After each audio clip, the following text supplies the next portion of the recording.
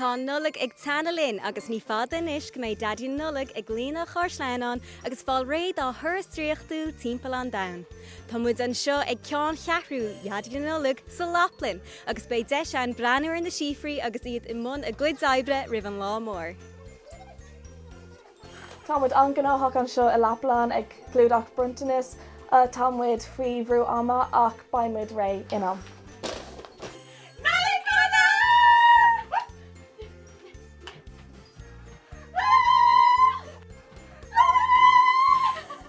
Chud an atmosfér dríochtail na Nollag glondair a chuithe na gúirteoirí.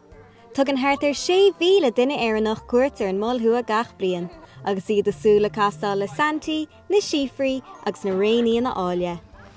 Has mé na Santa inúr. Is bra am an Laplainn. Cas mé le Daidí na Nollag. Thug sé brontanas dom. Bhí sé speisialta. Tá Daidí Nollag anghóthach ag olbhú dá thuras fada. Béis sé cuineáil súlchéir airinn ar fad le cinnte gúilmid go maith idir an dálainn, agus bhfuil se do gach duine óg go le láid go lua oíche Nollag. Rian Fleming, nuacht cúlacád an Laplainn.